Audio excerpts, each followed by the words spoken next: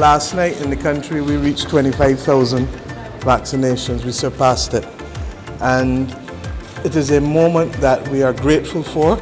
And I want to thank those Barbadians who have come forward over the course. It's less than 2 weeks. And the fact that we have been able to vaccinate just over 12.5% of the adult population, Dr. Ferdinand, is something that gives us comfort. This is a moment where more and more Barbadians are understanding that if we want to turn the corner, if we want, like the rest of the world, we see what is happening in Israel, we see what is happening in the UAE, we see what is happening even in the United Kingdom. If we want to turn the corner on this dreaded pandemic, then we ourselves need to strengthen ourselves. I know that there's some people who have been doubtful. I think that more and more people are realizing, well look, if 25,000 people have been vaccinated and everybody good, then a lot of what you're hearing on social media and a lot of these stories and things are exaggerated versions and do not accept the reality that in our lives as human beings, we've been vaccinated from a child. And that the reason why we can talk, Dr. Ferdinand, easily now about mumps and measles and rubella and smallpox and all of these other things, yellow fever, is because we are accustomed to giving children and people vaccines. Also, any of us know that you want to travel to certain countries in the world. You can't go unless you have the vaccinations. They don't let you in. So I am aware of the movement globally, but I'm equally aware of the common sense of Barbadian people.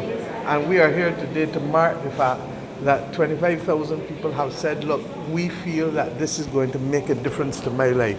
And as you move around and talk with the patients here and elsewhere, there's a sense of relief, and there's a sense of gratitude, and there's a sense of happiness. This morning is about also giving comfort to those Barbadians out there who are still pondering, who are still thinking. I say, go talk to your doctor, let your doctor talk through the process with you, and give you that sense of calm and comfort, and come.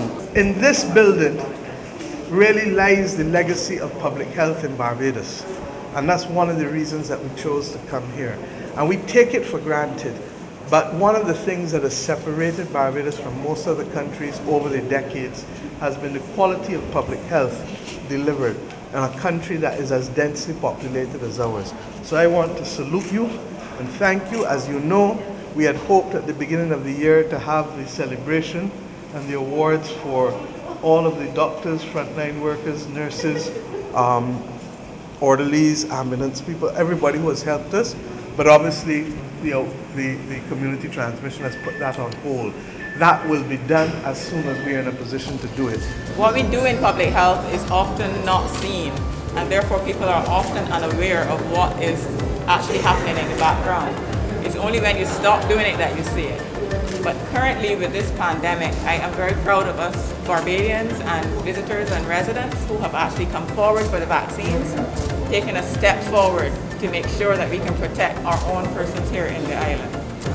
I commend those persons who have already come forward for the vaccines, and I recommend that every last one of us come and receive the vaccine. That's the only way we can beat this monster.